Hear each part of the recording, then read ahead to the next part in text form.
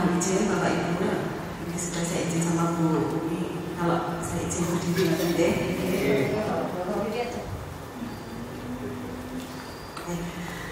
Alhamdulillah kami segala puji syukur kita panjatkan kehadirat Allah Subhanahu wa taala.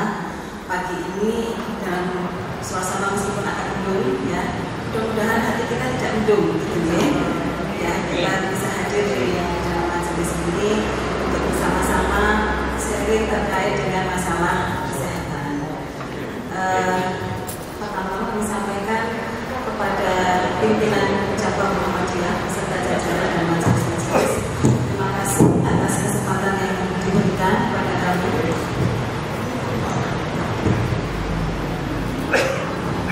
Tes lebih banter gitu ya Bu ya. Enak mana? Enaknya yang itu tadi? Yang ini.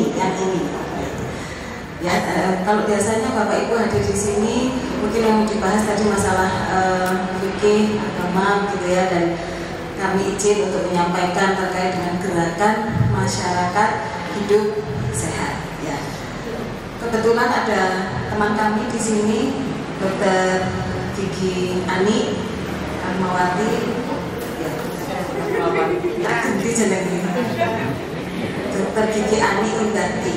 Ternyata beliau responnya luar biasa ya untuk jenengku gitu ya. Tadi sudah saya mau tinggal pulang, terus sampai nasi jelas gitu ya. Karena programnya kita sampaikan insya Allah sama gitu ya, dari seluruh puskesmas terkait dengan gerakan masyarakat bisa tutup monggo.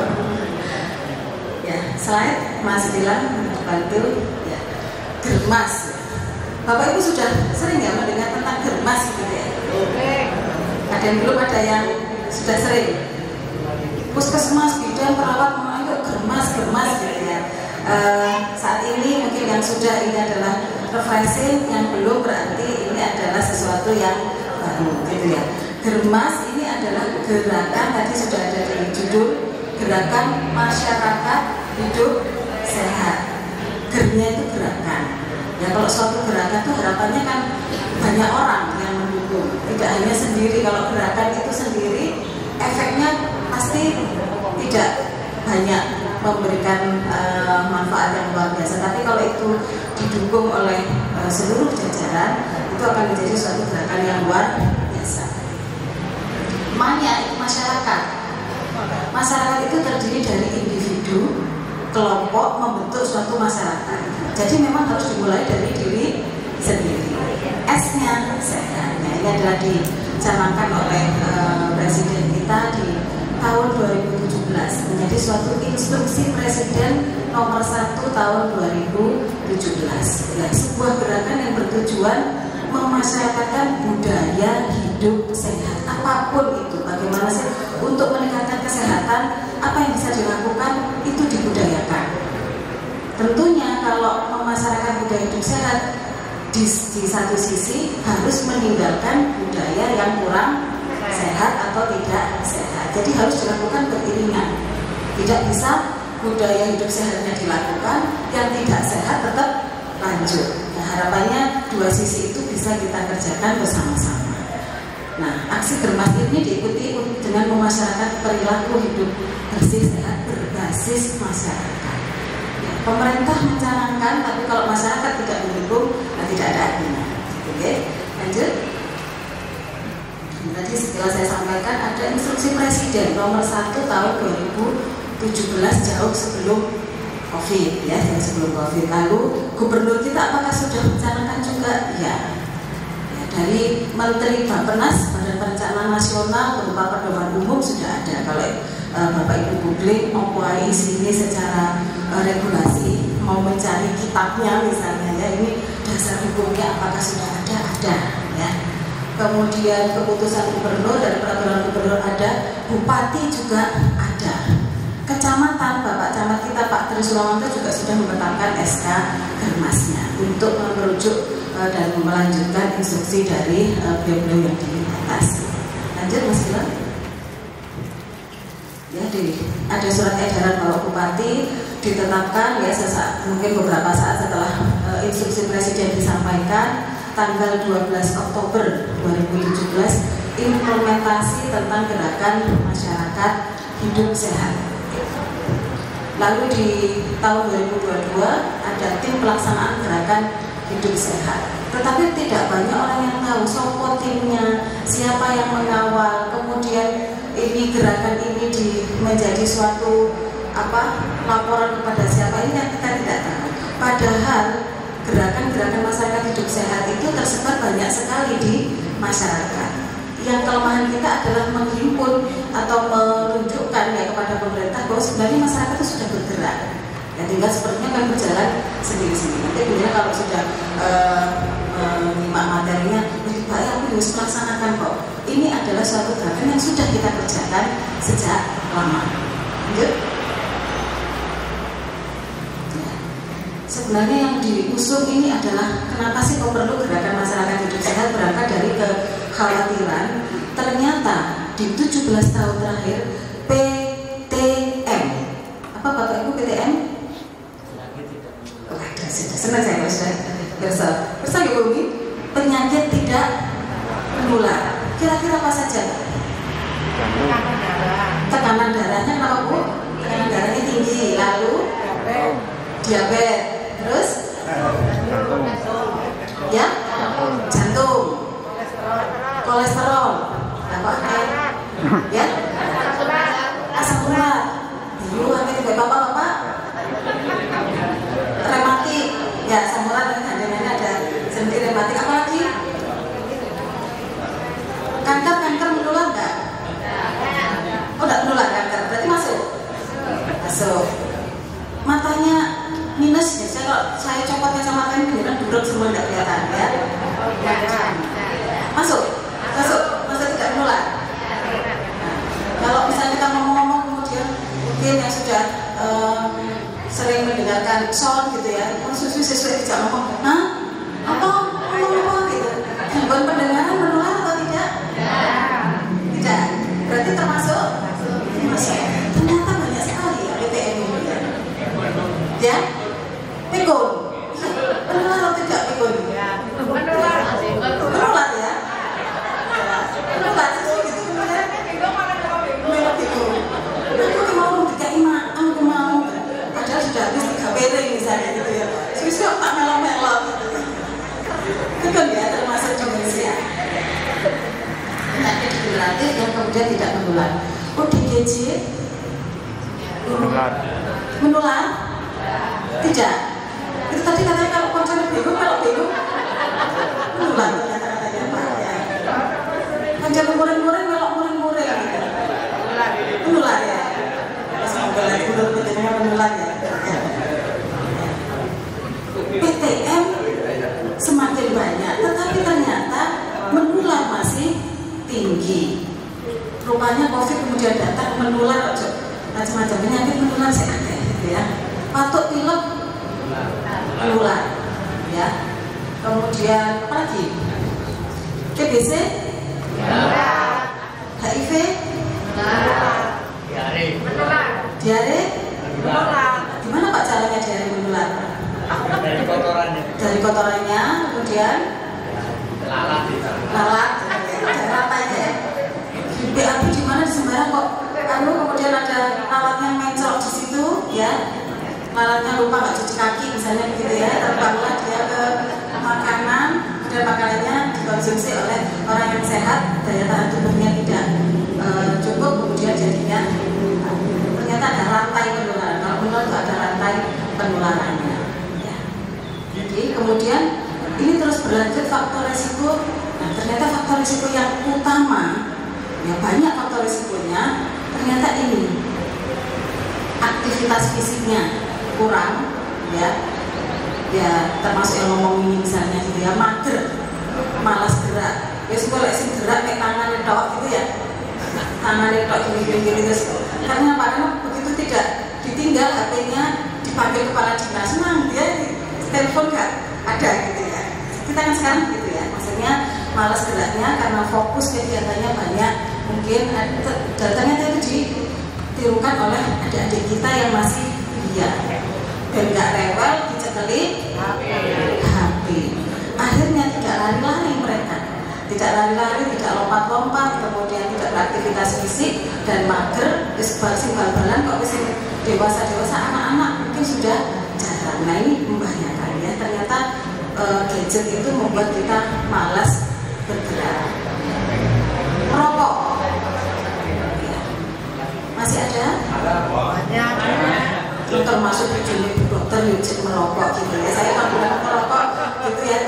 Kalau edukasi bersama Pak Camat sudah jelas. Ayo wani orang, ya wani Pak, tapi ya terus wani ya hasilnya terserah Anda gitu ya. Karena kalau sudah ketemu Pak Camat dan suami saya, belum bujuni Bu Dokter kok merokok ya. Saya terus lari, wis Pak itu tahu batis diri-diri gitu ya. Artinya yang bisa menyembuhkan orang merokok itu kan kesadaran masing-masing. Tetapi bahwa itu harus disuarakan, merokok ini tidak sehat ya, tetap harus disampaikan ya. Dan kurang konsumsi sayur dan buah. Kok ngomong kurang sih Bu Dokter? Sing cukup seberapa? Sayur berapa, buah seberapa Bapak Ibu? Teman-teman kesehatan? Sing bilang cukup, aku jangan ngelor makok wis apakah dibilang cukup makan sayur dan buah? Berapa? Bu Ani mungkin bisa membantu. Dibilang cukup aku sak piro, aku semua merujak ya saiki. Aku semua gadu-gadu. Apakah itu cukup? Marak gitu ya. Marak gitu. Ya kalau dibilang kementerian itu kayak kriteria kok cek angelnya sedang disurvei gak ono sing cukup. Ya, karena apa? Porsinya harusnya 5 porsi. Mau porsinya itu 1 porsi misalnya semangkok sayur, sepiring misalnya buah gitu ya. Nah, seharian itu harusnya 5 porsi. Mau 3 porsi sayur, 2 porsi buah, atau 3 porsi sayur, 2 porsi buah, itu terserah. Ya, tapi penjelasan juga bisa googling yang dibilang cukup konsumsi buah dan sayur untuk usia saya sekian itu seberapa. Ya. Ini kudune mesti minimal ono ijone untuk ono oranye jelas sudah tidak apa-apa, minimal ada. Tapi kalau kita mau ideal, kita harus cari seberapa yang dibilang cukup untuk konsumsi buah dan sayur. Lanjut Mas bilang ya. Selain 3 tadi, ini yang juga sudah kita dengung-dengungkan ya, melakukan aktivitas fisik, mengkonsumsi sayur dan buah, tidak merokok, tidak mengkonsumsi minuman beralkohol, maksudnya yang sampai walaupun nggak sampai mabuk, sedikit pun sama sekali harapannya tidak mengkonsumsi alkohol, memeriksa kesehatan secara rutin. Pemerintah menyarankan minimal setahun sekali. Aku sehat orang keluar, ya tetap diperiksa setahun sekali minimal. Untuk ditambah 1 semester atau setengah tahun sepisan boleh, untuk tambah boleh. Ya, wajibnya setahun sekali wajibnya. Kemudian membersihkan lingkungan, ya, membersihkan lingkungan, halaman sekitar di dalam rumah juga termasuk, dan menggunakan jamban yang sehat. Kecamatan Turen termasuk sudah ODF secara surat, ya, secara kriteria termasuk sudah open defecation free. Sudah stop buang air besar sembarangan. Tapi jangan kemudian menyerang pupuk sama morona talang suka ngomongin jero-jero ono bilik-bilik yang gitu ya. Kemudian cukup kaduan ke talang suka, keturan itu loh yang di tengah-tengah gitu ya. Terus saya mau bilang apa? Ya itulah fakta. Siapa yang bisa kemudian menggantikan itu nanti nggak tahu, apakah dari penjenengan, apakah dari generasi kita selanjutnya, yang harapannya kita janganlah mencemari sungai-sungai kita lagi. Ya. Saya kalau mendengar sekilas dengan jalan apa di Nonsewu di agama yang di budaya itu sama sekali tidak boleh mencemari lingkungan, mencemari sungai, karena itu harusnya airnya, ya kalau kita belajar fikih harusnya air sungai itu kalau secara asal hukumnya kan suci ya. Nah, tapi kalau kemudian suci, kok perlu lewat seret. Nah, ini ya untuk mikir sih malah apa gitu. Ya, harapannya kita janganlah mencemari lingkungan. Nah, itu baru sungai. Bagaimana sampah? Ya, paling tidak mulai dari diri sendiri.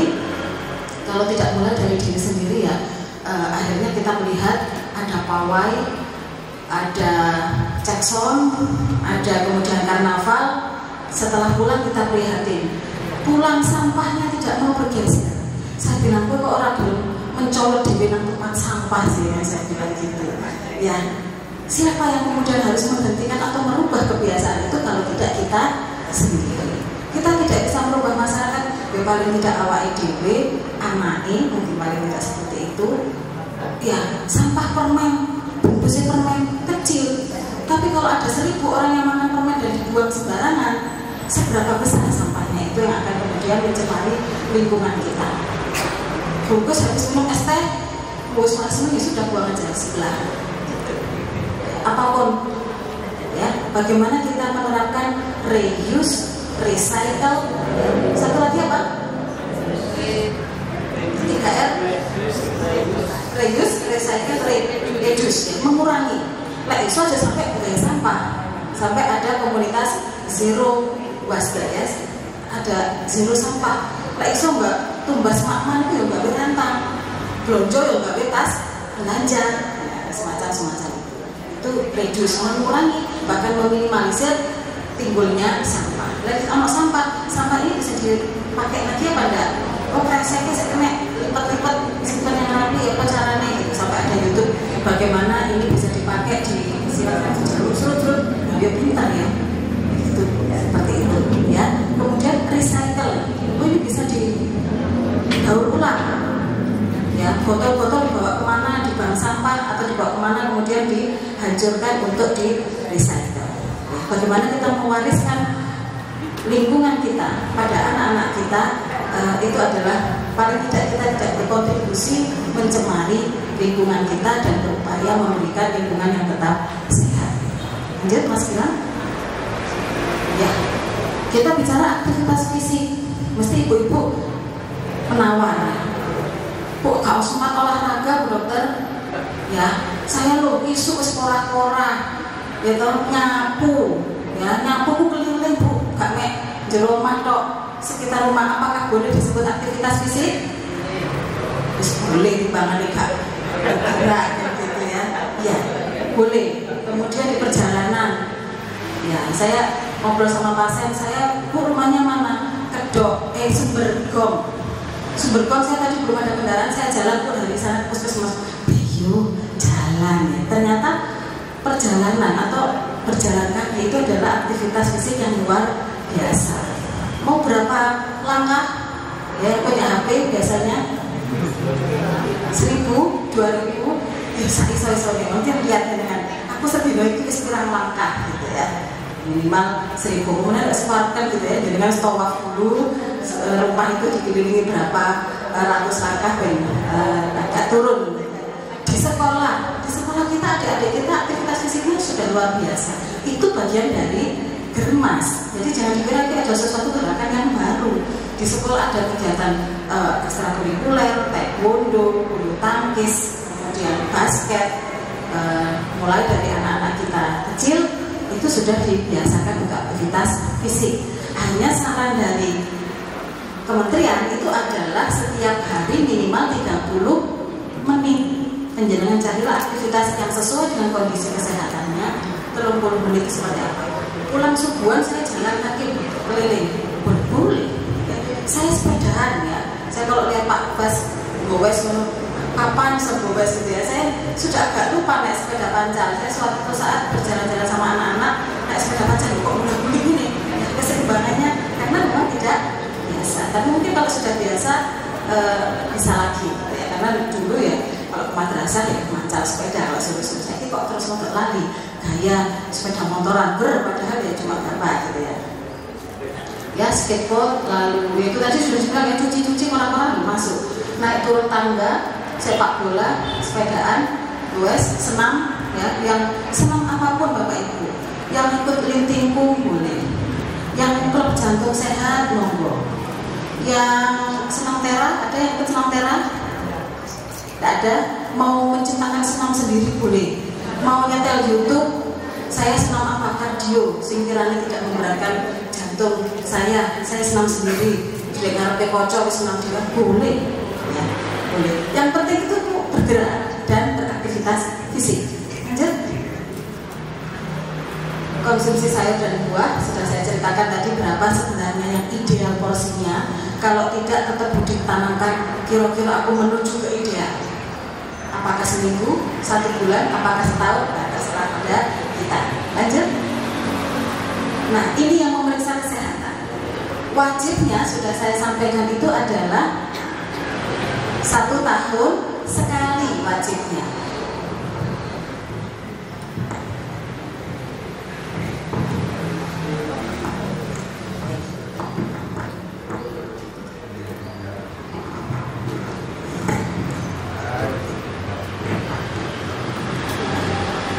Terima kasih. Setiap 6 bulan sekali di slide ini disampaikan ini lebih baik dari 1 tahun sekali karena perubahan kondisi bisa terjadi sewaktu-waktu. Apa saja sih yang harus diperiksa? Ya. Kalau paket produk lengkapnya ya ini tekanan darah.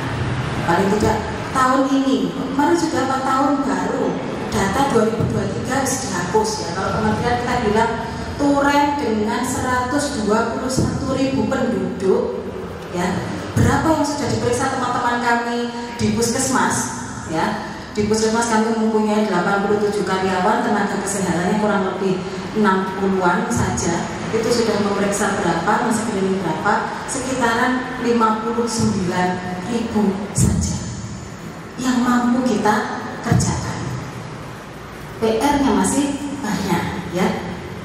Harusnya kalau Pak Menteri sekarang ya nggak mau tahu 100% periksa meneh sing ini hapus datanya, maksudnya hapus itu sudah selesai.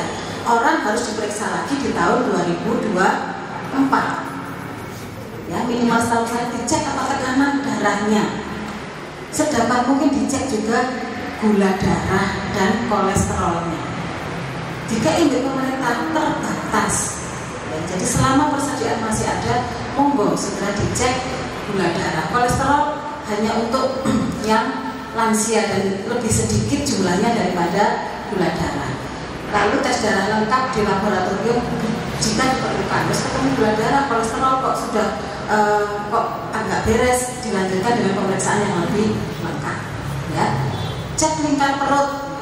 Ya, tidak hanya pada saat mau lebaran, gitu ya. Maksudnya penjahit, penjahit. Jadi teman-teman kita nanti akan ngecek di penjenengan. Ya.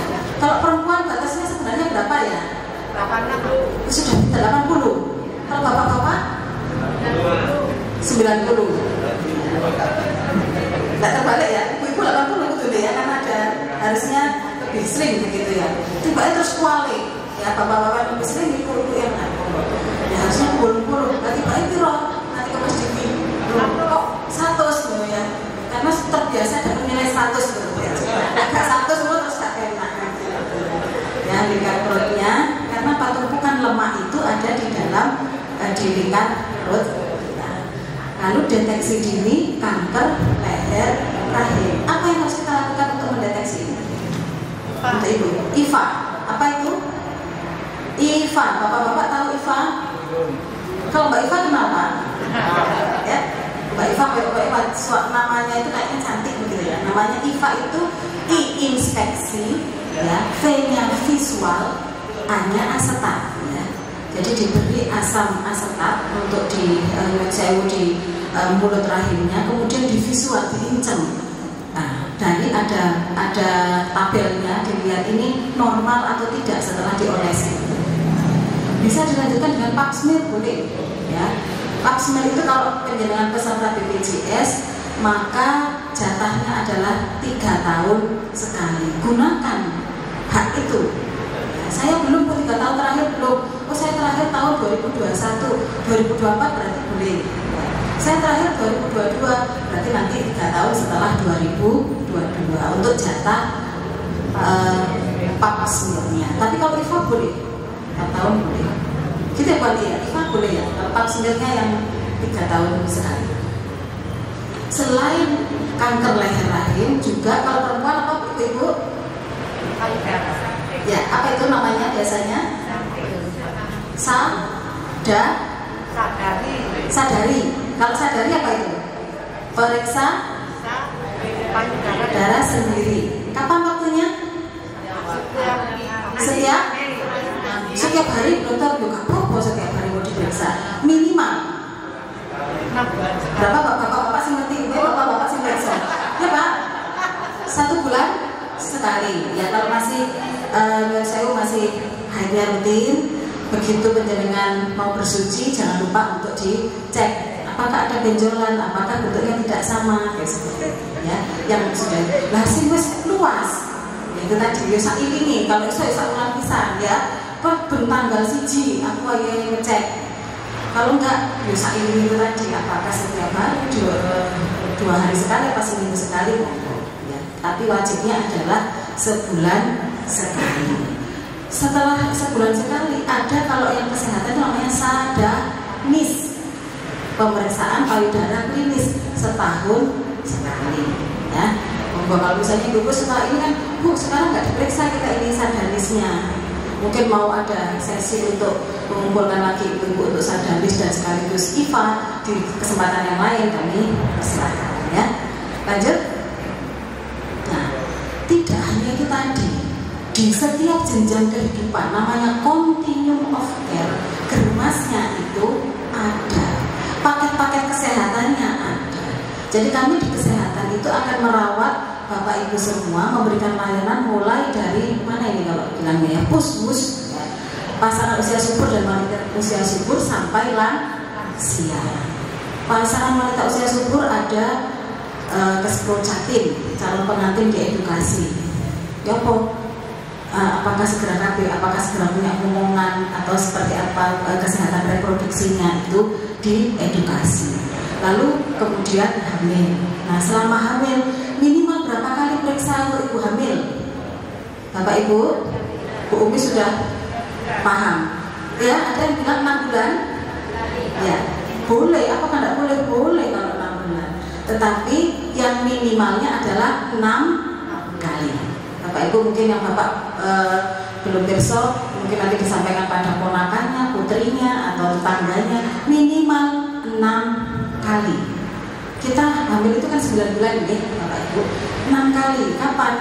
3 bulan pertama minimal itu adalah 1 kali. Harapannya 1 itu ya ketemu dengan dokter untuk dilakukan USG. Ya, kalau punya BPJS itu adalah jatahnya untuk mendapatkan pemeriksaan tersebut. Di tribulan kedua minimal 2 kali. Boleh dengan bidan. Sudah berapa kali? 1, lalu 2, baru 3 kali. Di trimester ketiga, di tribulan ketiga, usia kehamilan 7, 8, 9 minimal 3 kali. Salah satunya ketemu lagi dengan dokter dan di USG yang kedua. Harapannya di urutan yang ke-1, 2, yang kelima. Ya, kan 1, 2, 3, 4, 5, 6. Umur kehamilan 1, 2, 3 bulan 1 kali. Umur kehamilan 3, 4, 5 bulan 4, 5, 6 4 bulan, 5 bulan, 6 bulan minimal ketemu mungkin sama bidan 2 kali, sudah 3. Nanti keempatnya di 6, 7, 8 di 7, 8, 9 di kehamilan ke-7 itu keempat, kehamilan ke-8 itu kelima. Harapannya di situ maksimal ketemu lagi dengan dokter dan di USG lagi. Dan ke-6 ada yang rajin sebulan sekali boleh ya, seperti itu. Bayi, apalagi bayi begitu lahir pelocot ada imunisasinya hepatitis. Karena apa? Karena kita daerah yang endemis untuk hepatitisnya. Lalu diinjeksi apa vitamin, kalau disuntik ya apa sih bayi ini gitu ya, diinjeksi lagi vitamin K. Karena apa? Karena bayi kalau walaupun dia lahir melalui sesar, karena resiko pendarahan di otak, jadi diinjeksi vitamin K. Lalu selanjutnya adalah imunisasi di kehidupan balitanya ya. Ada berapa jenis imunisasi? Mintanya pemerintah 14 vaksinnya yang akan nanti diberikan sepanjang kehidupan di tahun pertamanya. Lalu kemudian di pertumbuhan perkembangan, harapannya setelah bayi lahir setiap bulannya dibawa ke pos Yandu atau kemana, ke tempat penjenengan bisa memantau adik-adik kita ini setiap bulan. agar segera terpantau. Ini kok nggak naik berat badannya, ini lingkar kepalanya kok stagnan, tinggi badannya kok terus macet. Nah ini agar segera diketahui. Lanjut kepada anak sekolah. Bagaimana PHBS di anak sekolah? Bagaimana kuku mereka harus selalu diperiksa, misalnya setiap minggu harus selalu bersih. Bagaimana seragamnya selalu bersih, gigi-giginya ya diperiksa apakah ada amandel atau tidak. Pendengarannya pakai curhat tiap pada itu diperiksa sama teman-teman kita itu setahun sekali. Tapi kalau tidak, yang setiap minggu adalah tanggung jawab orang tua dan guru-guru untuk memantau kebersihan mereka. Itu ya untuk anak-anak sekolah. Lanjut anak yang lebih besar, tentunya edukasi terkait dengan HIV, seks bebas ya, itu agar tidak dilaksanakan. Dan ini juga nafsa ya, nafsa yang bentuknya sudah macam-macam, modusnya macam-macam, mulai dari permen, mulai dari apa, dan macam-macamnya sudah sangat mengerikan ya.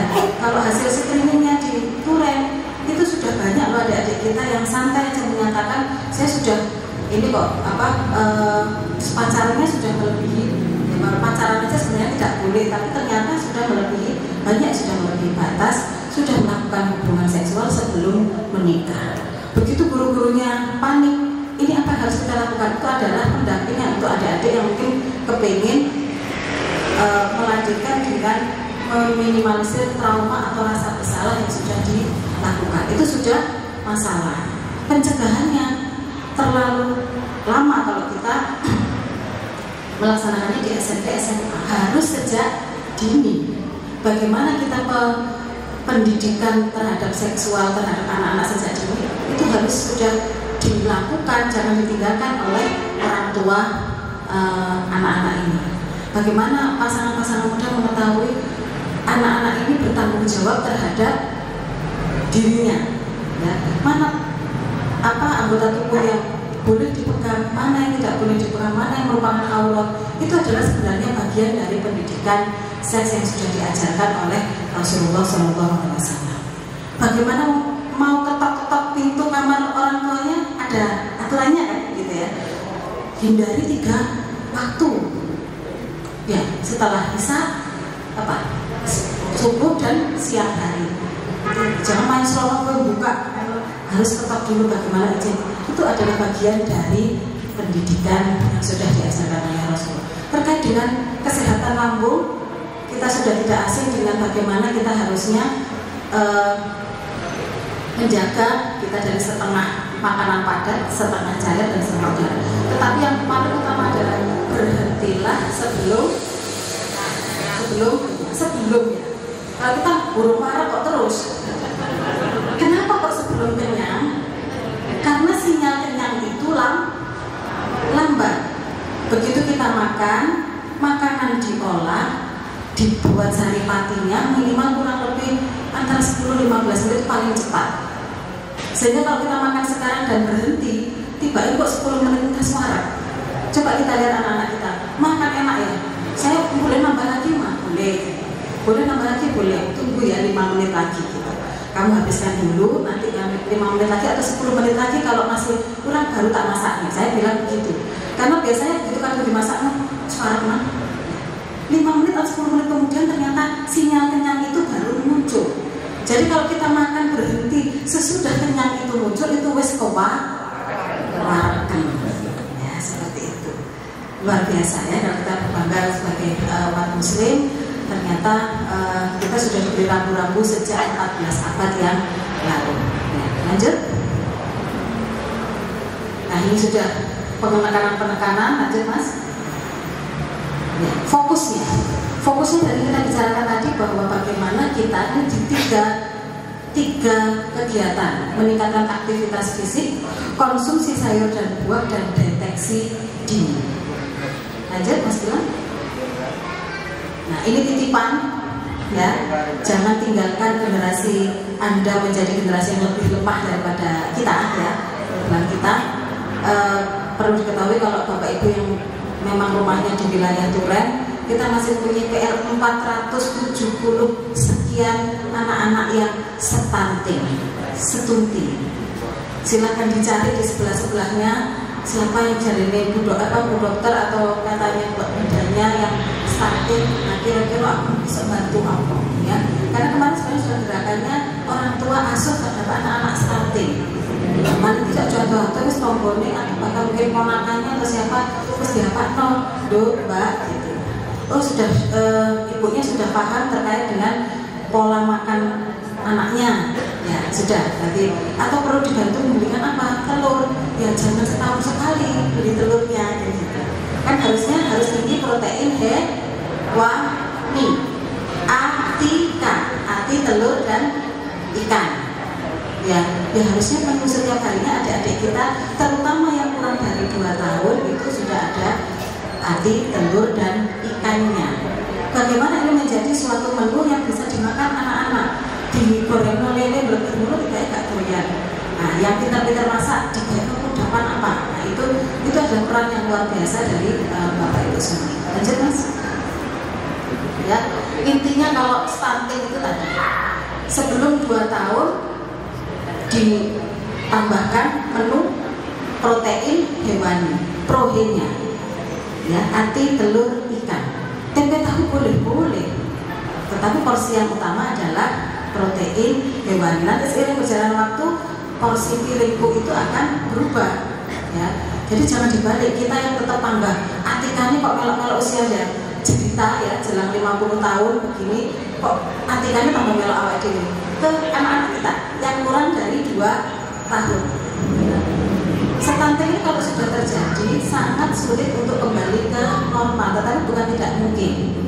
Ya, kami mensurvei dari sekian anak ini hanya banyak yang lulus itu begitu dia ulang tahun nggak masuk catatan, padahal resikonya masih ada. Nah, jadi dari itu mungkin yang ibu-ibu atau bapak yang mempunyai sekolah atau mengurus lembaga pendidikan dilihat kok gak podo sak kelas kok pendek sendiri. Nah, jangan-jangan lulusan kemarinnya stunting atau memang perawakan pendek.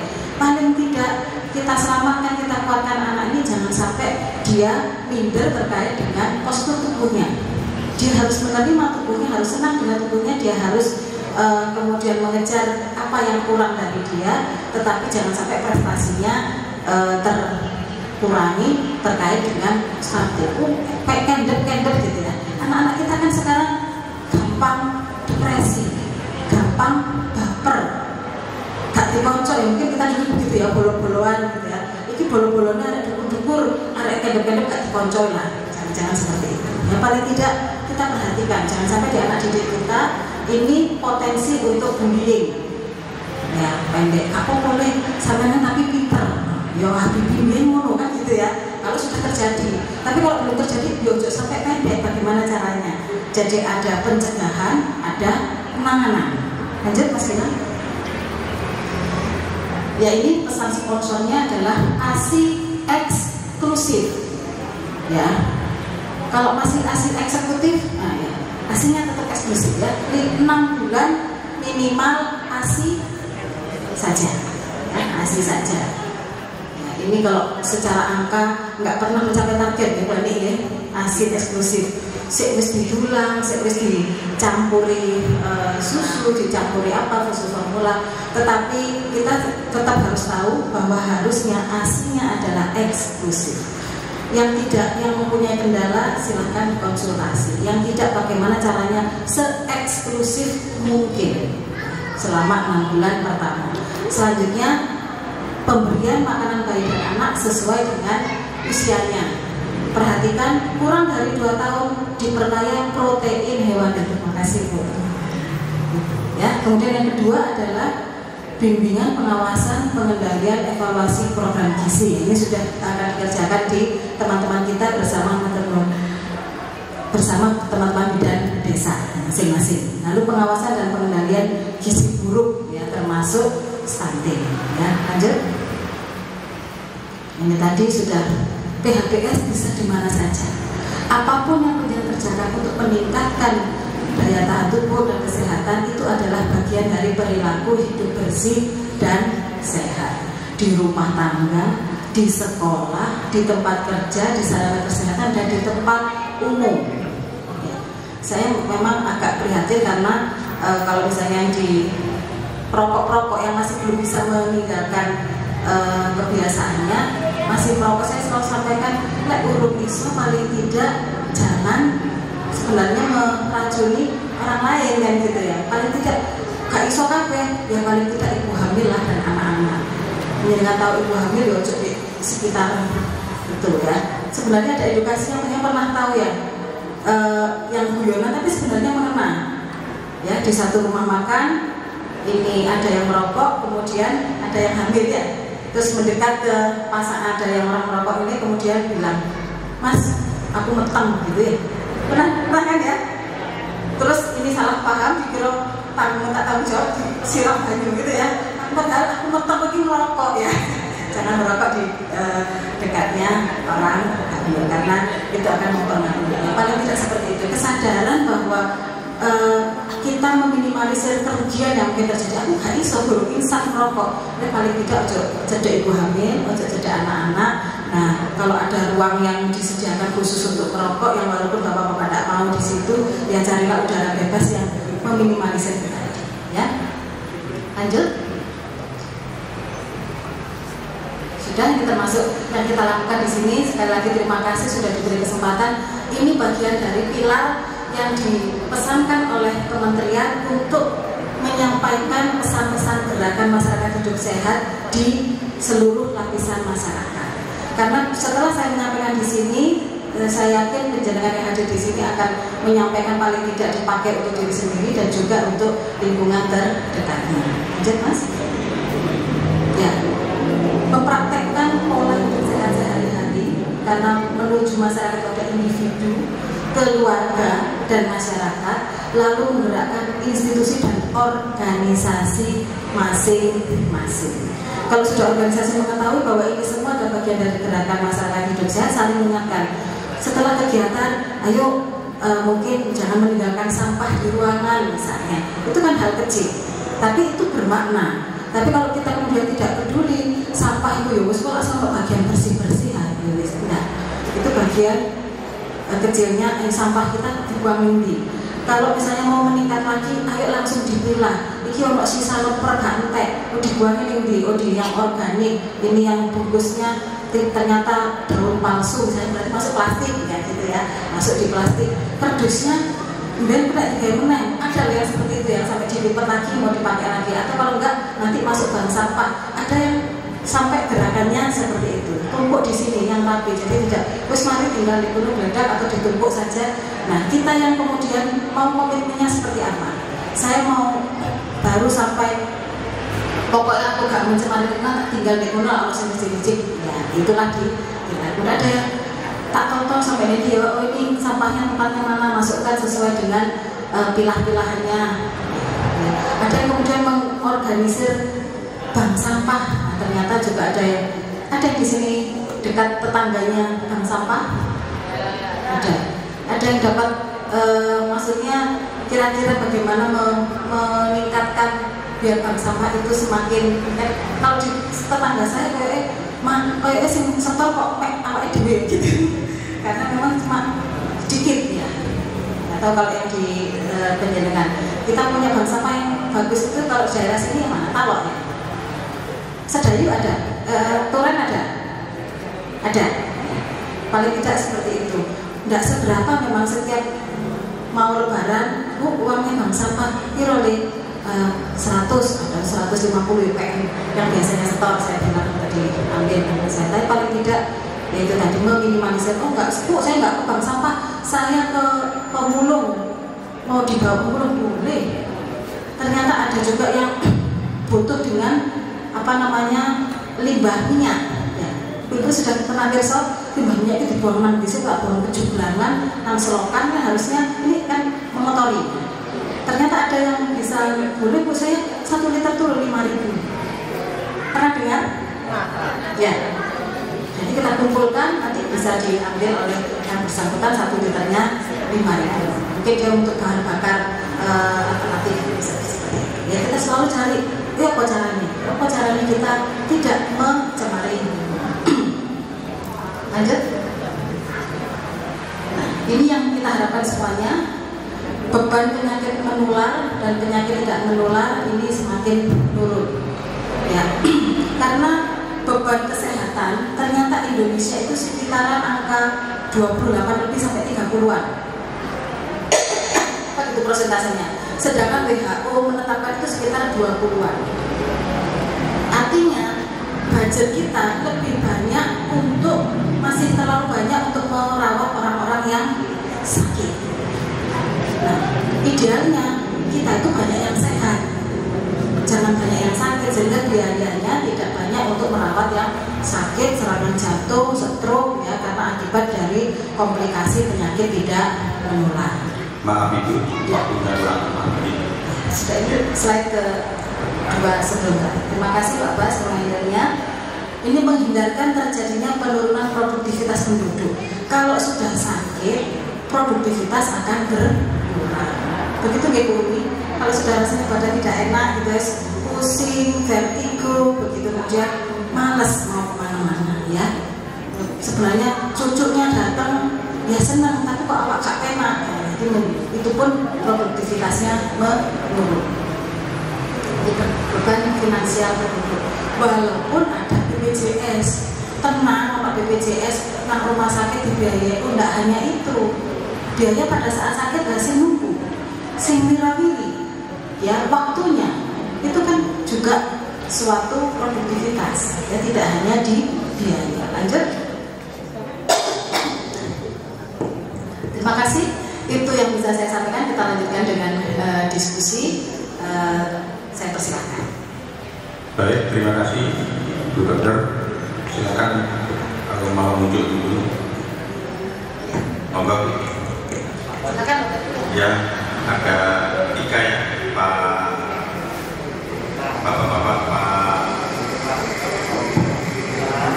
Pak Jumilah, Pak Joko, terus yang pada sana Pak Jum, oh Pak Misman,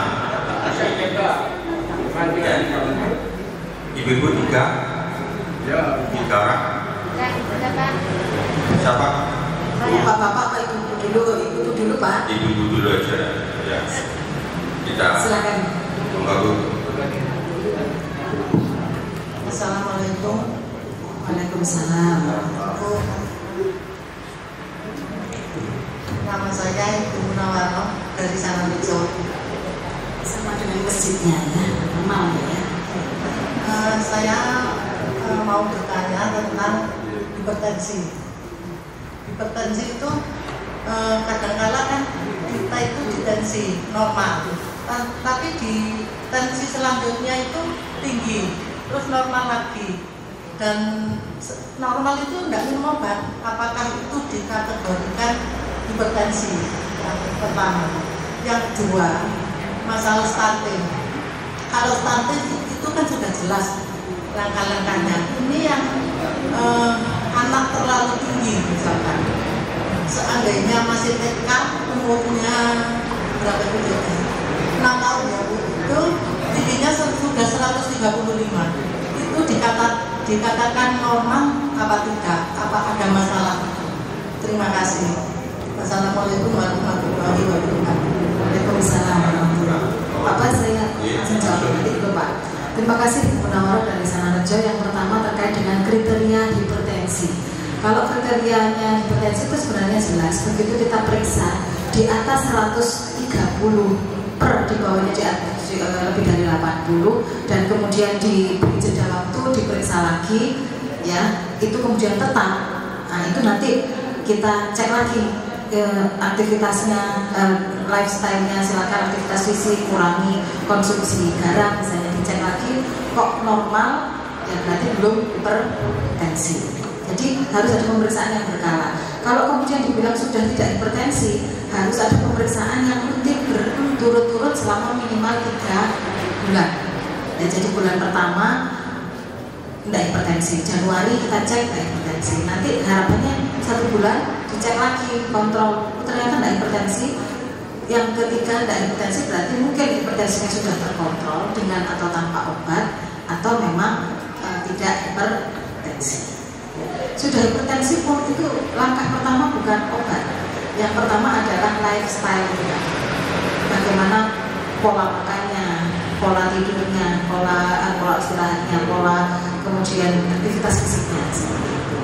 Sudah tinggi pun dengan pengobatan, lifestyle tidak bisa ditinggalkan. Lifestyle atau pola perilaku hidup bersih sehat itu juga bagian dari pengobatan. Jadi tidak bisa kan sini wis 200 ya wis pokoknya mau obat, tapi kemudian olahraganya tidak sama sekali, kemudian makannya los, tidak bisa. Itu harus menjadi bagian penunjang yang utama. Jadi nomor satunya pola hidup, lifestyle-nya. Yang kedua baru pengobatannya. Gak cukup 1, double sampai 3. Tapi ini nomor 1 yang lifestyle tidak bisa ditinggalkan. Demikian Ibu, berarti perlu untuk dicek lagi yang berturut-turut itu tadi. Kalau yang berturut-turut tadi itu normal, harapannya memang tidak hipertensi. Yang stunting sudah jelas, yang ketinggian kalau dia biasanya kita lihat tingginya teman gitu ya. Kalau dia tidak ada keluhan sebenarnya mungkin memang perawatan tinggi, dilihat orang tuanya apakah memang posturnya tinggi-tinggi. Kalau itu pun tidak dan kok rasanya sangat ya ekstrim, tidak ada salahnya untuk dicek kadar hormonnya atau dikonsultasikan ke poli tumbuh kembang. Ya.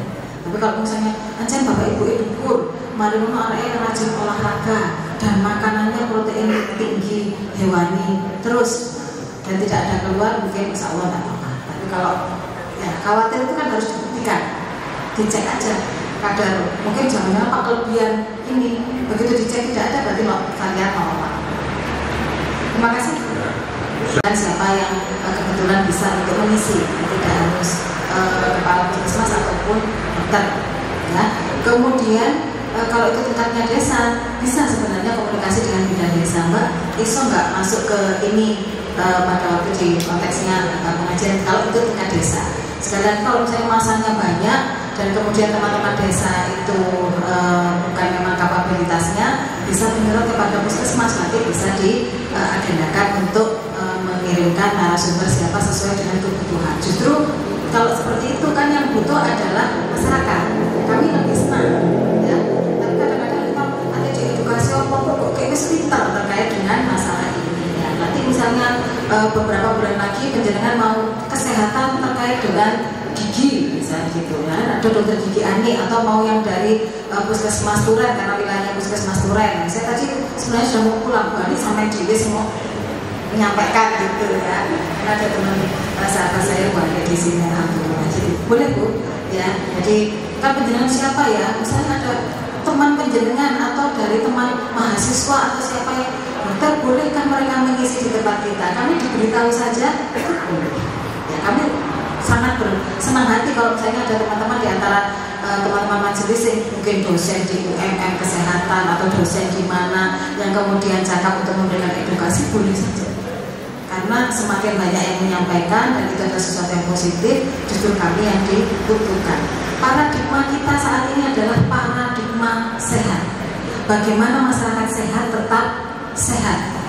Yang sakit harus patuh, yang sehat harus cerdik. Cerdik tahu panjangannya? C. Cek kesehatan. Nah, sekaligus ini biar masuk ya di yang sehat harus cerdik, yang sakit harus patuh. C-nya cek kesehatan secara teratur. E-nya enyahkan asap rokok, asapnya. Jadi rokoknya jangan kesak, gak disumet ya wes gak apa-apa, jangan tumbas jadinya saya ngewangi apa income per kapita gitu ya, tak tumbas saya mesaknya gak apa-apa, pokok pojok disumet gitu ya, asapnya yang dienyahkan ya. Kemudian R, rajin aktivitas fisik yang tadi kita beberapa kali bahas. D-nya diet seimbang. Seimbang, bagaimana anak-anak protein hewani tinggi tanpa meninggalkan yang lain. Orang yang sudah dewasa lebih banyak serat misalnya seperti itu. Dietnya seimbang. Kemudian I, istirahat cukup, mek sak jam, ya cukup ya, gitu ya. Cukup sesuai dengan usia. Anak-anak bayi 8 jam minimal misalnya. Kita cukup 4 jam atau 6 jam, itu sesuai dengan kebutuhan usia. Kanya kelola stres. Ya, bagaimana tidak stres, bagaimana dengan aktivitas kerohanian, bagaimana siraman rohani itu membuat kita tidak stres, pikirnya, sholatnya, nah itu bagian dari kelola stres. Jadi yang sehat harus cek kesehatan fisik, hindarkan asap rokok, rajin aktivitas fisik, diet seimbang, istirahat cukup, dan kelola stres. Yang sudah sakit harus patuh. Nanti untuk lali P-nya adalah patuhnya, patuh berobat, nanti asupan makanannya harus sesuai dengan seimbangnya. T-nya tetap jalankan aktivitas fisik, gitu ya. Ending-endingnya sama, artinya harus patuh terhadap pengobatan dan patuh terhadap menetapi pola hidup bersih sehat. Lanjut pertanyaan ketiga, silakan. Yang ketiga yang terakhir Ibu. Yang mana Cepat. Yang depan. Assalamualaikum warahmatullahi wabarakatuh. Saya Ibu Aini dari Desa Sedaya sendiri. Dikatakan saya ini punya penyakit kolesterol juga, Bu. Selain penyakit yang lain, Pak. Saya ini ingin tahu, Bu, batas dari normalnya kolesterol itu seberapa dan tingginya kolesterol itu sampai berapa, dan cara pencegahannya bagaimana, dan kemudian setelah kita dinyatakan kolesterol bagaimana cara untuk mengobatinya. Sekian, terima kasih. Siapa tadi? Bu Nur Aini. Terima kasih Bu Nur Aini atas pertanyaannya. Kolesterol ya gampang diomongin. Pokoknya kolesterol itu kalau pemeriksaannya macam-macam ya. Ada kolesterol total, ada trigliserida, ada HDL, LDL, segala macam ya. Jadi kalau ibu memang sudah didiagnosa menderita kolesterol, biasanya setiap bulan atau sebelum mendapatkan pengobatan itu dari dokter menyarankan untuk pemeriksaan laboratorium. Kalau kita yang cek kolesterol total biasanya gampangnya tidak lebih dari 200 gitu ya. Tapi tergantung alatnya, tetap semua tergantung alat. Biasanya alat itu membawa kadar normalnya. Alat saya ini kadar normalnya misalnya rata-rata itu tadi 200 kalau cek cepat. Tapi begitu di lab itu selalu ada sekian, batas normalnya sekian. Jadi semua tergantung dari alatnya itu tadi. Tapi kalau kita bilang rata-rata adalah 200 maksimalnya kalau kolesterol. Tapi kalau HDL, LDL ada kadar normalnya sendiri. Nah, biasanya yang dipakai untuk standar memberikan pengobatan itu kadar dari LDL. Kalau itu sudah rutin, LDL-nya diperiksa, di atas lebih dari ini baru diberikan apakah golongannya simvastatin, apakah atorvastatin itu diberikan. Tentunya sekali lagi tidak hanya mengandalkan obat. Ya, aktivitas fisiknya yang ringan-ringan tetap dijalankan, dahannya yang kira-kira tidak mengandung kolesterol. Nanti kita banyak kalau diberi apa yang tidak boleh di kolesterol. Nah, itu banyak ya. Gorengan apa tidak boleh gitu ya misalnya. Satu lagi, Bu. Ya. Apakah berpengaruh dengan organ tubuh yang lain? Kayak saya sekarang ini sebelah kanan, sebelah kiri ini selalu sakit. 5 jari saya ini selalu nyeri. Itu apa berpengaruh dari kolesterol itu tadi? Bagaimana Bapak Ibu? Saya rasa sudah menjawab ini sebenarnya ya. Berpengaruh ya, berpengaruh. Jadi pada saat nanti Ibu kontrol itu sampaikan pada dokternya. Harapannya hasil labnya normal, obatnya diminum rutin, dahannya juga sudah diatur. Kemudian intinya aktivitas itu tetap harus latihan. Ya, walaupun kaku atau nyeri harus tetap latihan. Ibu biasanya komunitas teman-teman berbarengan senamnya di mana, cek lagi gerakan untuk kolesterol dianya itu banyak sekali. Ya, jadi tetap semangat. Yang jelas kita sudah ada ikhtiar untuk kembali sehat. Gitu ya, Bu. Ya, terima kasih. Ya, terima kasih. Sudah ya, untuk ikan yang belum sempat bertanya bisa japri saya, nanti saya teruskan ke Oke, silakan. Selanjutnya Bapak-bapak, Pak Sugihan monggo. Terima kasih Bu. Nama saya Beb Jumlan. Karena pada Jumlan biasanya kan saya Jumlan, biasanya nggak disebutkan sama Pak Mahmud ini. Oleh karena itu nama saya Jumlan dari RW 1 Kelurahan Turen. Kebetulan di sini RW yang tertua Bu. Di sini ada RW yang termuda 21. Yang saya tanyakan dengan ini Bu, terima kasih dari RW 1 sudah dibantu dari puskesmas sudah puluhan tahun yang lalu. karena kami juga mengadakan lansia di sana, pemeriksaan posyandu lansia maupun balita. Di sisi lain yang kami pertanyakan di sini utamanya dari limbah tadi, karena saya termasuk limbah. Artinya Pak lansia Bu, sudah lansia strata 2. Yang saya tanyakan adalah limbah yang dihasilkan dari minyak goreng dan sebagainya. Apakah ini sudah hasil daripada limbah minyak goreng tadi setelah diolah itu langsung setelah dijual lagi Bu? Mohon maaf.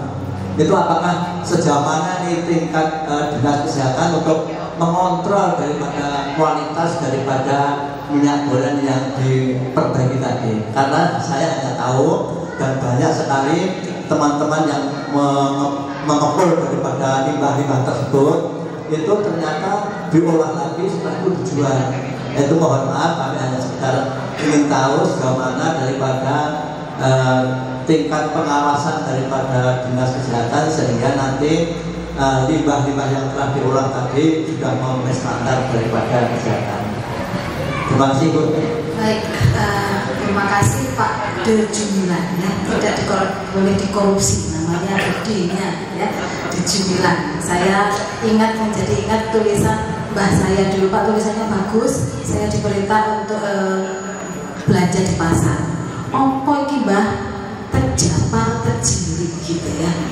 Ternyata berarti bacanya apa? Capar cilik gitu ya. Tapi tulisannya mbah kan begitu ya, TJ, terjapar tercilik gitu. Saya masih ingat. Terima kasih Pak Jemilan untuk pertanyaannya. Kalau yang tadi saya sampaikan ada orang-orang yang kemudian menampung minyak ya, itu mungkin setelah itu berarti tetap perlu kita perhatikan dibawa kemana, diolah di mana. Nah, setelah diolah di situ kita tidak tahu beliau bawa kemana. Yang jelas kita tidak buang limbah dibawa oleh orang tersebut. Kemudian ada nih produk terkait dengan minyak. Ya, kalau bayangan saya kemarin waktu bahan bakar solar atau apa bahan bakar yang seperti itu ya, untuk alternatif. Tapi kalau kemudian muncullah minyak yang meragukan. Ya, kalau itu di pasar atau di pasaran sebenarnya adalah menjadi tanggung jawab yang di Disperindak untuk memonitor barang-barang ini adalah bagus atau tidak. Ya. Tetapi terima kasih untuk disampaikan. Jadi kita mungkin jadi bahan bicara kalau yang di kesehatan itu monitornya biasanya jajanan anak sekolah gitu Pak. Yang di kantin-kantin itu sudah sesuai atau tidak. Tapi kalau kemudian minyak ini adalah minyak yang bagus atau tidak, ini harus dibawa ke lab.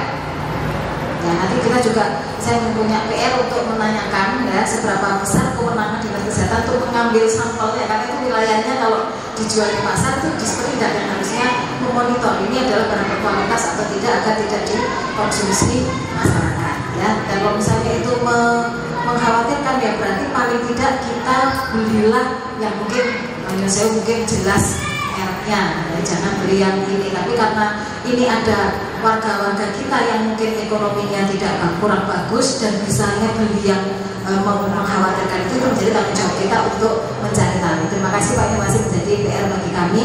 Tapi di antara Bapak Ibu misalnya ada yang perso dan bisa menjangkau bagaimana menjaga kualitas itu bisa disampaikan. Nanti saya akan komunikasi dengan Pak Bas. Itu Pak Jumlah, terima kasih.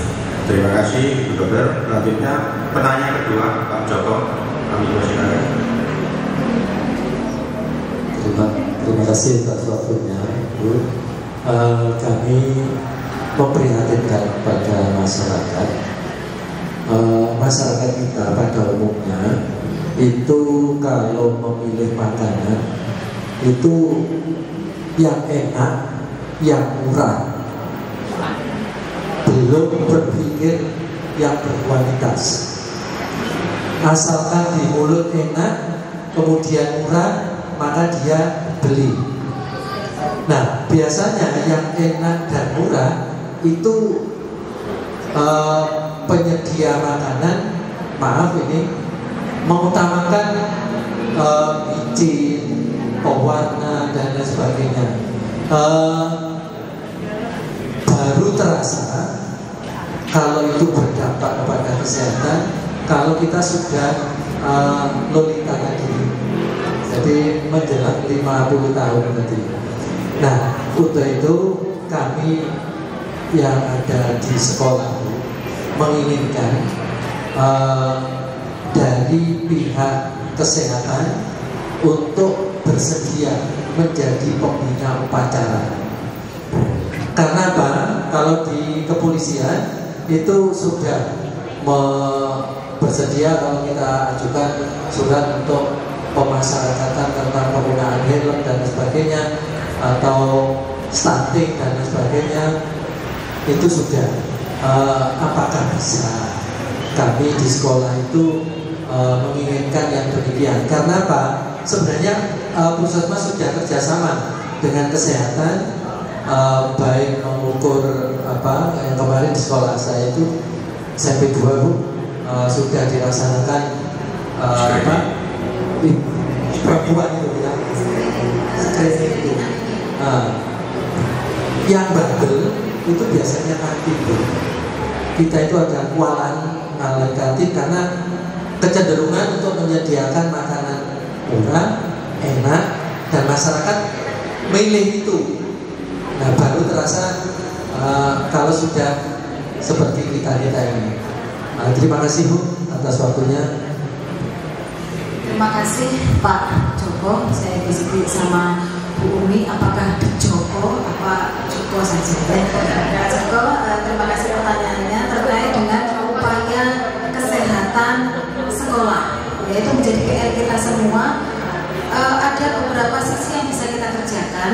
Ada kantin, ada siswa ya. Kantin itu penyedia, siswa itu adalah pengguna, termasuk mungkin jajaran guru dan masyarakat sekolah yang lain. Nah, sekali lagi ini ada Bu Ani yang itu adalah Mbak Bayi UKS ya. Beliau adalah di Kabupaten Malang itu pengelola UKS mulai sejak beliaunya aktif di Dinas Kesehatan di Puskesmas ya. Terkait dengan kantin perlu kita juga siapkan. Jadi yang berjualan di kantin itu adalah mitra kita. Kalau mitra seharusnya sejalan dengan kita, jadi musuh kan gitu ya.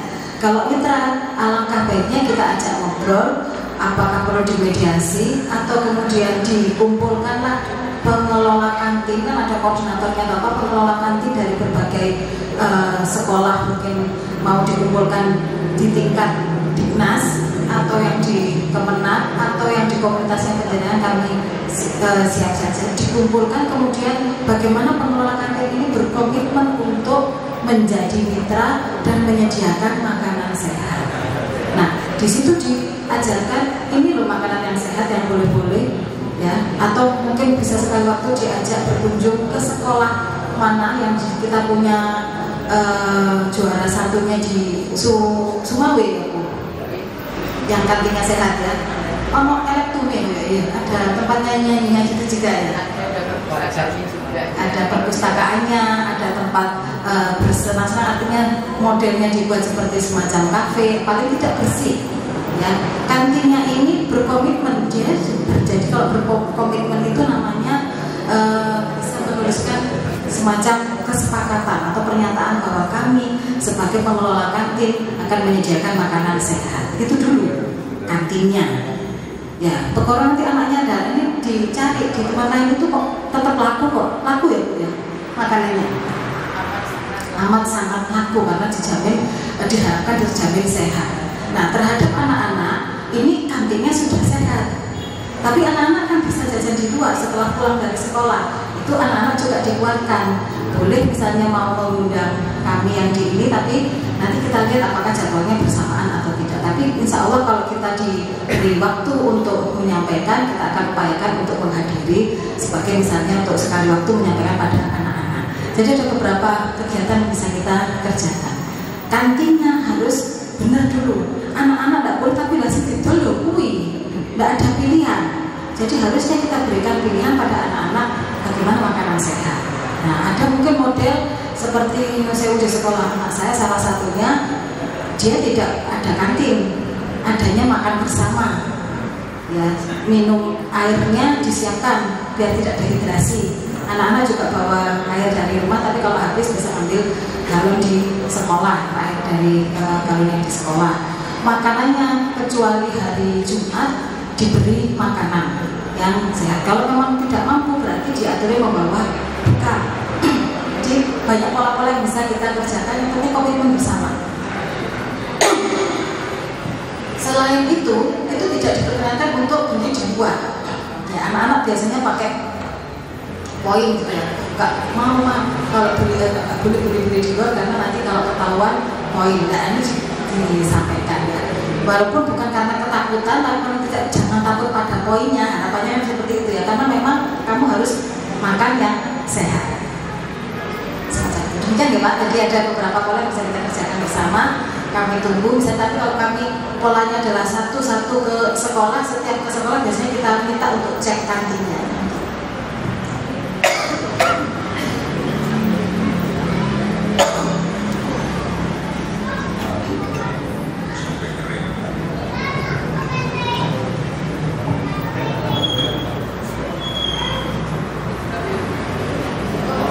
Yang terakhir, Misman, monggo. Terima kasih. Assalamualaikum warahmatullahi wabarakatuh. Saya tadi sudah dipanggil nama Misman, Bu. Ya Pak. Yang perlu saya pertanyakan, apakah benar samping efek daripada penyakit saraf terjepit maupun diabetes itu pengaruhnya pada organ-organ yang lain, misalkan seperti telinga berbunyi dan lain sebagainya. Itu yang pertama, Bu. Yang kedua, bagi peserta BPJS yang sudah setiap bulan mungkin dipotong tuh ya melalui gaji dan sebagainya, itu apa kalau waktu cek pendaftaran harus juga masih memberikan kontribusi di pendaftaran, kontribusi Bu, kontribusi di pendaftaran. Yang ketiga, kita sendiri tidak bisa menerka bahwasanya obat yang diberikan oleh dokter itu kalau terlalu banyak tuh ya, samping efeknya pada ginjal. Apa memang benar itu? Ini yang ketiga. Sudah Pak, cukup Pak, tiga saja. Oh gitu. Ini pertanyaan di luar sini. Ya, terima kasih. Assalamualaikum warahmatullahi wabarakatuh. Terima kasih Pak Misman. Mudah-mudahan saya tidak lupa ada 3 pertanyaan. Yang pertama terkait dengan saraf kejepit dan diabetes. Apakah menjalani yang lain-lain? Sayangnya ya kalau diabetes mellitus itu, atau kalau kita bilang mother of disease, ya, MD. Mother itu apa Bu?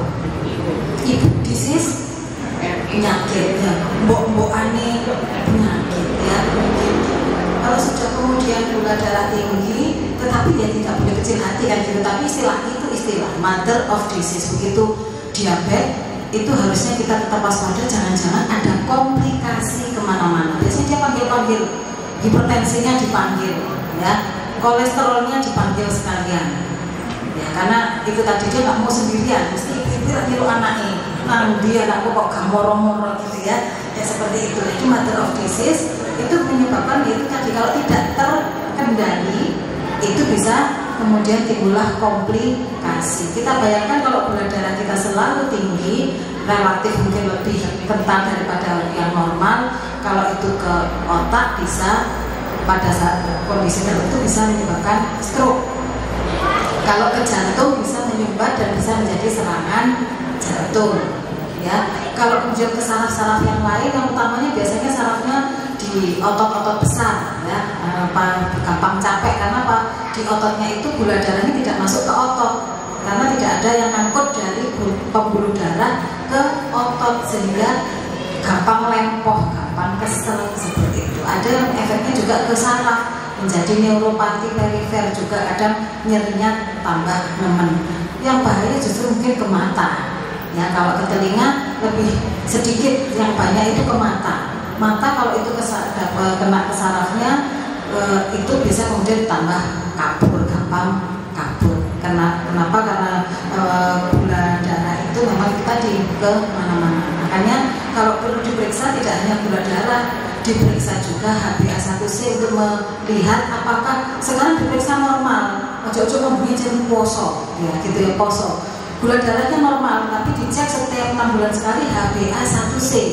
Nah, tiba-tiba lebih dari 7,5, 14. Nah, kalau 14 itu dicurigai, ya ditengarai kadar gulanya itu tidak rutin terkontrol. Ya pas cek tuh, besok katanya ketemu dokter, besok katanya periksa lab, saya harus diet. Nah, saya dicek, oh bagus Pak, gula darahnya normal, gitu, terkendali. Ini berarti diceklah HbA1c-nya 14, kok 14, paling ini itu fluktuasinya tetap tinggi. Ya, jadi komplikasinya ya Pak, kalau saraf kecetit mungkin agak berbeda dengan diabetes. Kalau kecetit yang kecetitnya di mana, setinggi apa, disitulah yang kemudian akan terpengaruh. Ya. Yang kedua terkait dengan BPJS itu terakhir ya. Yang kedua apa Pak? BPJS tadi. BPJS ya, selama Bapak mempergunakan sesuai dengan atau Ibu mempergunakan sesuai dengan prosedur, terdaftar di mana, berobat di situ, dan itu sesuai haknya, insya Allah tidak ada tambahan biaya. Contoh yang tidak sesuai prosedur, saya misalnya ada ibu hamil nih, yang tadi saya bilang K1 boleh periksa USG. Nah, bulan depan saya kepingin periksa USG lagi, jatahnya bulan kemarin Bu, tapi saya kepingin periksa lagi, saya kepingin di USG, saya mau bayar sendiri, boleh? Boleh. Ya, asalkan beliaunya tidak memutarbalikkan kemudian laporan ke BPJS, aku BPJS dikokon bayar. Ya, kita ditegur. Ya, kita ditegur, kemudian kita sampaikan, ayo dilihat riwayat pelayanan. Kemarin sudah periksa tanpa membayar, sekarang periksa lagi, minta jatahnya yang bukan jatahnya. Apakah kami salah? Oh ya tidak salah, tidak apa-apa. Itu adalah dinamika. Yang jelas kami sampaikan bahwa selama kita menggunakan hak kita sesuai dengan aturan, insya Allah tidak ada tambahan biaya. Demikian ya. Nah, kita memang harus tahu. Saya sendiri sebagai petugas kesehatan dan dokter, bapak saya dirawat di rumah sakit. Saya bilang, saya kok ya aneh ya bapak, saya komunikasinya banyak sekali begini-begini. Ternyata yang dibayar oleh BPJS katanya rumah sakit hanya 14 juta. Padahal dirawat 24 hari bapak saya ini, kemudian kami harus menambah 60-an juta karena biayanya sekitar 70 lebih atau 80-an juta. Karena ketidaktahuan saya, kemudian saya ini bertanya, maksud hati itu bertanya, kok yo BPJS sampai teman, sebenarnya yang saya tanyai BPJS, sampai kok teman-teman nanggene rumah sakit, ya bahasa awamnya begitu, kok mek dibayar sakmono, padahal bapak saya itu jelas komplikasinya ini otak, liver begini-begini dan dirawat lama, kok mek bayar 14 juta, ya lek wong liya iso bayar. Kalau orang lain tidak bayar sehingga menjadi keberatan, kami pun sebenarnya keberatan. Loh iya tak Bu dokter, gitu ya. Itu kemudian diceklah, sehingga akhirnya apa, saya jadi tidak enak dengan rumah sakitnya. Dipanggillah rumah sakit, ternyata ada peraturan pada saat itu biayanya melebihi yang dibayar oleh BPJS, harusnya yang bersangkutan hanya membayar berapa persennya. Itu baru tahu. Ya, jadi ada banyak mungkin hal yang kita tidak tahu, boleh Bapak Ibu menanyakan seperti itu tadi. Ya, begitu ditanyakan ternyata akhirnya rumah sakit disuruh mengembalikan Bapak Ibu. Saya kemudian tidak enak. Loh, iki kan wis bayar, kemarin sudah diniati. Sebenarnya saya itu komplainnya ke rumah sakit. Lek nggak ada tarif itu sih benar gitu maksudnya. Padahal ternyata tarif itu sudah ditata oleh para dokter begini, cashback ini dicampur begini sehingga bisa klaimnya segini. Itu sudah ada forumnya dokter bilang begitu. Nah, karena aduan saya itu ternyata rumah sakit terdampak disuruh mengembalikan karena ternyata ada peraturan yang kalau ini ada kelebihan biaya maksimal pembiayaan sekian, itu juga saya baru tahu. Jadi Bapak terima kasih sudah bertanya. Prinsipnya itu tadi, selama kita sesuai prosedur, insya Allah tidak ada tambahan biaya. Dan akhirnya yang kita alami kemarin dikembalikan, akhirnya biaya yang lain bisa kita berikan pada hal yang lain karena sudah dilihatkan untuk berobat itu. Yang satu lagi apa Pak pertanyaannya Pak? Obat. Oh, obat yang banyak sekali ya. Sekali lagi Bapak Ibu bertanyalah pada saat penjenengan rutin kontrol ke rumah sakit, jangan-jangan begini, khawatirnya begini, saya sudah konsumsi obat sendiri di kandang sopo obatnya 5 misalnya gitu. Saya ke rumah sakit, obat saya misalnya tambahan lagi 6 ya. Jadi kok 11, padahal ternyata obatnya ini sama-sama ini gitu ya. Itu jangan sampai terjadi. Kalau itu berarti kan di luar yang disarankan oleh dokter yang mungkin sudah lebih paham daripada kita. Jadi sampaikan pada dokter apa yang saya konsumsi di luar ini. Mungkin kadang-kadang kita konsumsi suplemen atau konsumsi bahan jamu yang mungkin harusnya menunjang, nah kita sampaikan ya. Tetapi insya Allah selama yang disampaikan itu oleh dokternya obat ini adalah memang khusus, saya obat penyakit saya hipertensi, diabetes, kolesterol, ada obat untuk diabetesnya, hipertensinya, kolesterolnya dan ternyata cukup banyak atau menurut penjelasan banyak, nah itu insya Allah sudah disesuaikan dengan kondisi. Itu ya Pak Isman. Ya, jadi kalau itu dibutuhkan untuk cek fungsi ginjal, biasanya dokter ada penyakit-penyakit tertentu yang memang diperiksa dulu fungsi ginjalnya. Kalau ini kemudian ada obat-obat yang ditengarai bisa berefek terhadap kesehatan ginjal. Demikian Pak Isman. Itu Pak Mas. Terima kasih.